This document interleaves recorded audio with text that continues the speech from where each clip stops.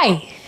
Usually हम लोग बहुत सारे जो wedding related photography related video tutorials हैं वो अपलोड करते हैं, पर ये वीडियो में हम लोग प्रैक्टिकली वेडिंग कैसे शूट करते हैं उसके बारे में एक व्लॉग बनाया है, जिसमें आप जैसे हम लोग वो पूरी जो वेडिंग की सेरेमनी है, देखिए वेडिंग में बहुत सारे हैं, संगीत वगैरह सब कुछ रहता है, पर हम ये वीडियो में वेडिंग का व्लॉग मतलब वेडिंग की सेरेमनी हम लोग कैसे शूट करते हैं, आपको क्या क्या चीज़ों का ध्यान रखना चाहिए, इस सब के बारे में आपको समझाने वाले हैं, स्पेसिफिकली कैंडिड वेडिंग फोटोग्राफी के लिए। सो ऑफ कोर्स ऐसे बहुत सारे ट्यूटोरियल्स और वीडियोस हम लोग अपलोड करने वाले हैं, तो इसके लिए आपको चैनल को सब्सक्राइब करना चाहिए। इस वीडियो को लाइक तो करोगे ही, और जो लोग फोटोग्राफी में इंटरेस्ट रखते हैं, स्पेशली वेडिंग फोटोग्राफी में इंटरेस्ट रखते हैं, उनको ये वीडियो शेयर करो, क्योंकि आपके साथ उनको भी काम में आ जाएगा। अगर कोई डाउट हो, कोई क्वेश्चन हो, तो डीएम करो इंस्टाग्राम पे, या तो फिर कमेंट सेक्शन है नीचे, वहाँ पे लिख सकते हो। श्योरली हम लोग जल्द से जल्द आपको रिप्लाई करने की ट्राई करेंगे। तो अब हम चलते हैं वेडिंग के लिए। ये एक गुजराती वेडिंग है, ठीक है। बहुत सारे मोमेंट्स होंगे, बहुत सारी मीठी मीठी बातें होगी और बहुत सारी चीज़ें होगी जिसको एक वेडिंग फोटोग्राफर को, कैंडिड वेडिंग फोटोग्राफर को कैप्चर करनी चाहिए। तो स्टार्टिंग होता है गेटिंग रेडी शॉट्स से, जहाँ पे ब्राइड और ग्रूम दोनों गेट रेडी होते हैं अपनी वेडिंग के लिए, जहाँ पे उनके कपड़े के शॉट्स, जो थोड़े से फनी शॉट्स होते हैं, वो सारी चीज़ें आपको कैप्चर करनी होती है।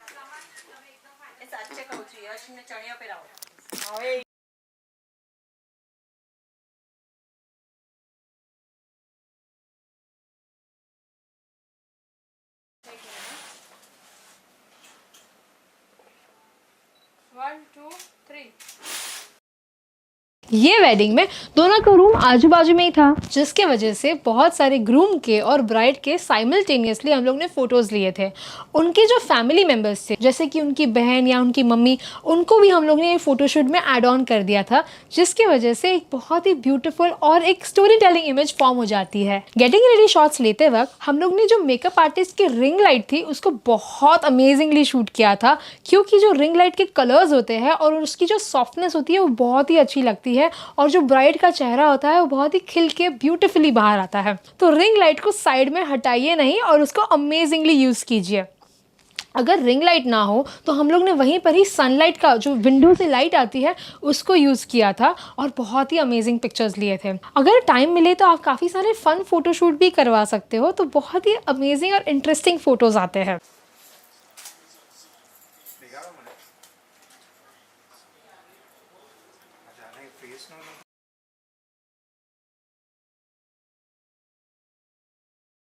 પાસે આવે ગયા હજી તમે તો હાઈટ નીચે સ્લાઈડ કરો, પાસે આવો બે જણ, એને કહીએ કિસ કરો, એને કિસ કરો, हाँ તમે नीचे जाओ।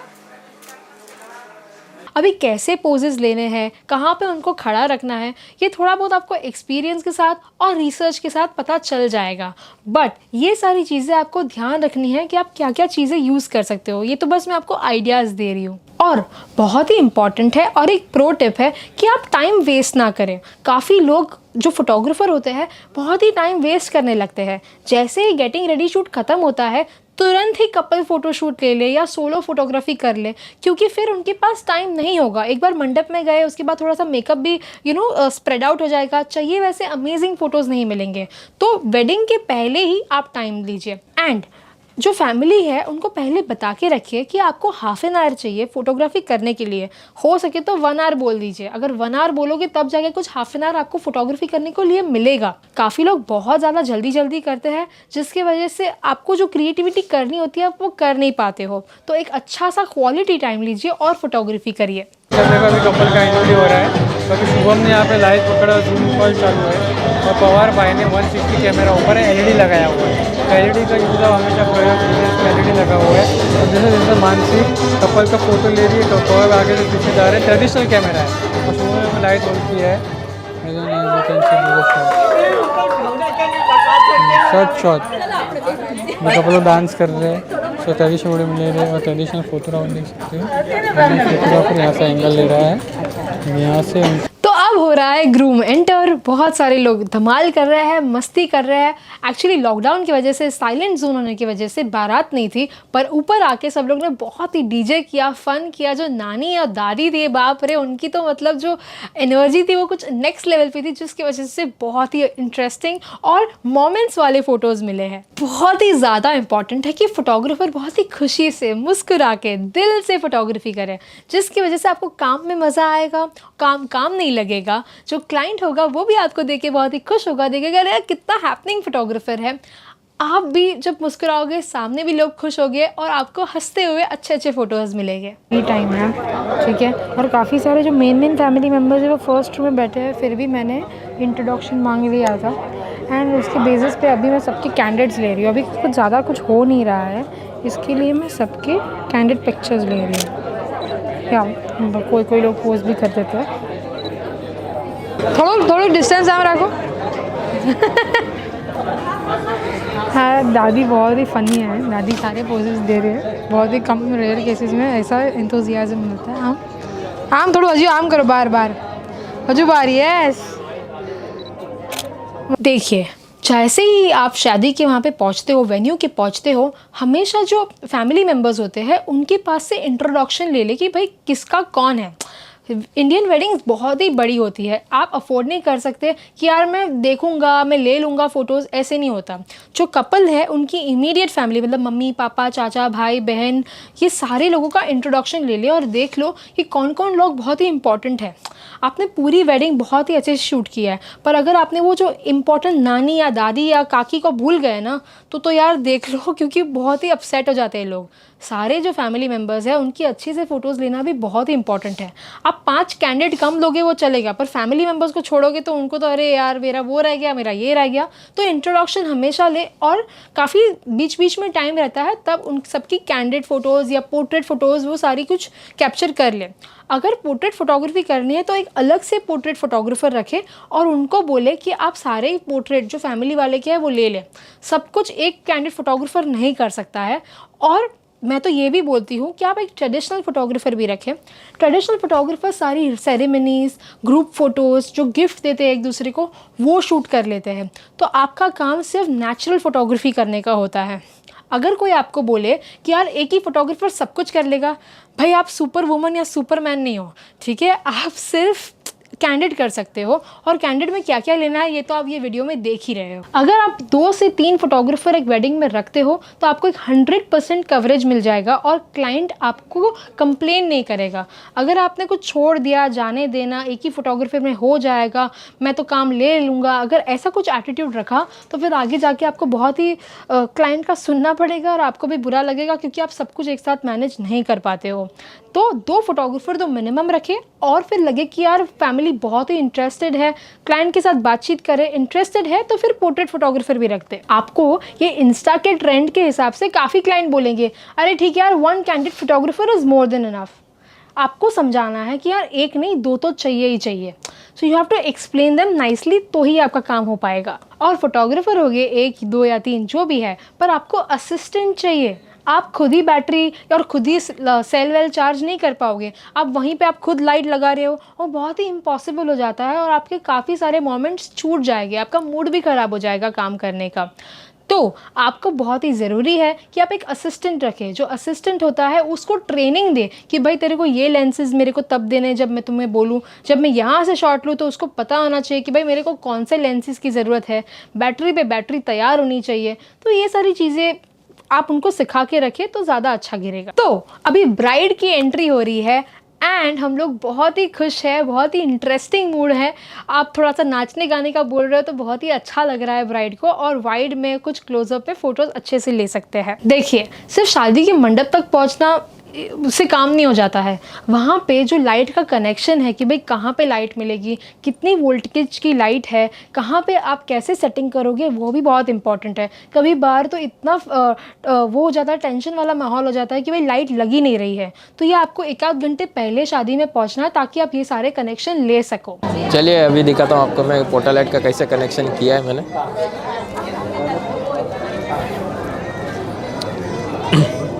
यहाँ पे देखिए यहाँ पे अपना नॉर्मल सॉकेट रहता है जो घर पे जो अपन यूज़ करते हैं हम सब, वो इसके लिए जो इसमें एक एक अलग अलग लगा है। कभी भी एक सॉकेट में 2 पोटा लाइट यूज़ मत कीजिएगा, क्योंकि 2000 वोल्ट मतलब कैपेसिटी नहीं रहता, वो तुरंत जल जाएगा और प्लस अपने बोर्ड का भी नुकसान होगा, और साथ साथ में अगर किसी अपन फंक्शन में गया, बैंक्वेट वगैरह में गए तो उसका भी नुकसान हो जाएगा।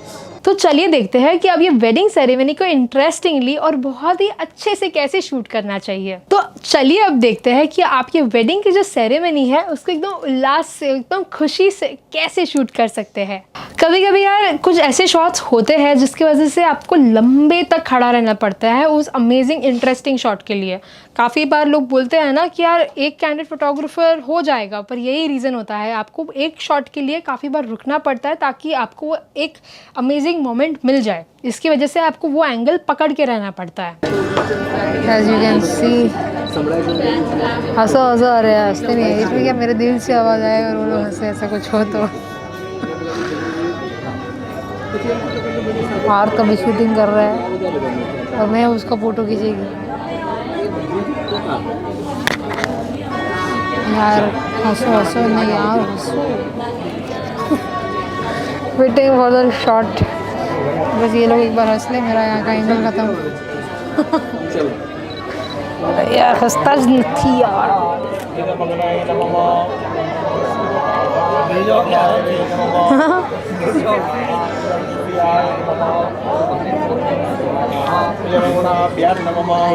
ये 24/05 देना। जिसको भी मैं देखूं मेरे को स्माइल क्यों करता है? क्योंकि एक्सपेक्टेशन रहती है कि मैं फ़ोटो खींचेगी। सो लालची यार। बस बस बस महाराज, वन मोर। अभी ये लड़का हंसा है यार, मैं एक्सपेक्ट करके बैठी।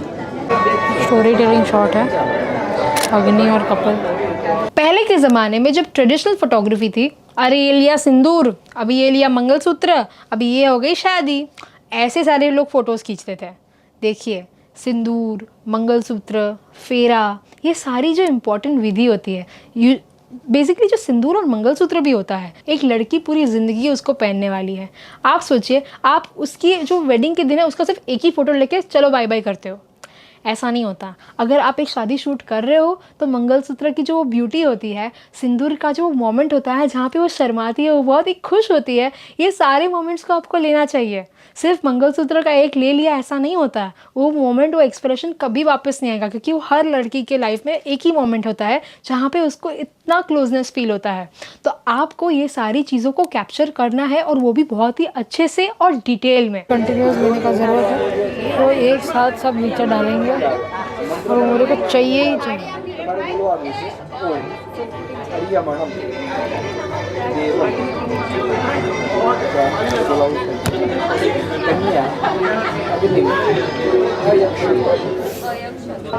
अभी लगा हो ही जाएगा कि नहीं होता है। होते होते अटक जाते हैं सारे रीति। लंबा आंटी रोने लगी, आंटी गेटिंग इमोशनल। बस कैंडिड देते रहो, इंस्टाग्राम पे लाइक बढ़ेंगे। वन टाइम मेमोरी मिल रहा है। Thank you. By the way, हम कभी कभी जो महाराज होते हैं उसके भी असिस्टेंट बन जाते हैं, क्योंकि उनसे ज़्यादा अब हमको पता चल गया है कि भाई कौन सी विधि आएगी, क्या होगा, उनको कुछ ज़रूरत पड़ेगी। कि आपको ना वो शॉट चाहिए रहता है, उनको सिर्फ विधि करवानी है, पर आपकी इंपॉर्टेंस है कि आपको क्रिएटिवली वो चीज़ें कैसे रखो ताकि आपका जो फ्रेम है ना वो अच्छा दिखे। काफ़ी बार हमको कपल को समझाना पड़ता है विधि के दौरान कि भाई आप ऐसे हाथ रखो, आप ऐसे खड़े रहो, ताकि वो जो विधि है वो तो चलती रहे, पर एट द सेम टाइम आपको बेस्ट फ्रेम मिल जाए। तो शादी तो हो गई, अब होते हैं कुछ कपल फोटोग्राफ्स। जो रिसेप्शन है, जो मतलब ये जो कपल था वो डायरेक्ट रिसेप्शन के स्टेज पे वही कपड़े में आ गया था। लॉकडाउन की वजह से लोग अभी बड़ा रिसेप्शन तो करते नहीं हैं। जो भी 200 जन की वेडिंग या 100 जन की वेडिंग होती है उसमें वो मिनी रिसेप्शन जैसा ही हो जाता है।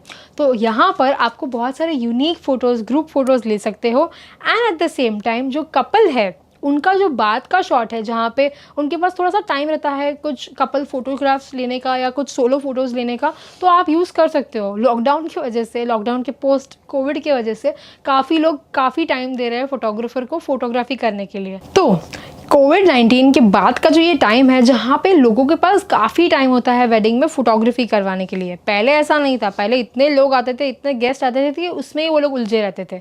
पर अब आपके पास बहुत टाइम है। अगर कोई आपको बोले यार आपका रेट कम कर दो, कोविड चल रहा है, कम कर दो, अरे पर यार लोग सबसे ज़्यादा फ़ोटोज़ ही तो खिंचवा रहे हैं। बाकी सारे वेंडर्स का मुझे पता नहीं होगा कुछ, पर फोटोग्राफर को प्राइसिंग तो कम करना नहीं चाहिए। एक बीजा सामने जो मतलब एक दूसरे के सामने देखिए, इट्स नो वेरी कपल का एकदम प्यार प्यार हो जाता है एक दूसरे के सामने देखने।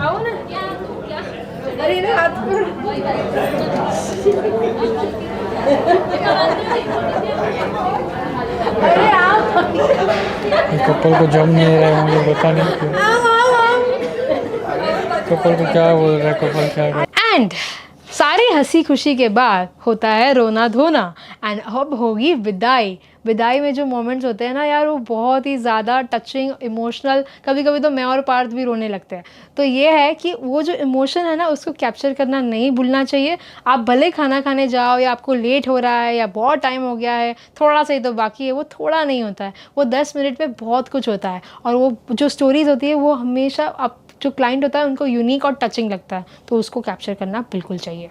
तो ये हो गई वेडिंग की सारी डिटेल्स जो हम लोग ने हमारे एंड से आपको बताई है। आई होप आपको ये व्लॉग का आइडिया अच्छा लगा होगा। हम लोग ने ट्राई किया कि आपको कुछ प्रैक्टिकल साइड दिखाए। तो लाइक करो, कमेंट करो, शेयर करो, सब्सक्राइब करो यार। इंस्टाग्राम पे कनेक्ट करोगे ना, इंस्टाग्राम पे कनेक्ट करोगे तो बातचीत भी हो पाएगी। कुछ यूनिक छोटी छोटी जो टिप्स होती है वहाँ पे हम लोग अपलोड करते रहते हैं। सो सी यू सून।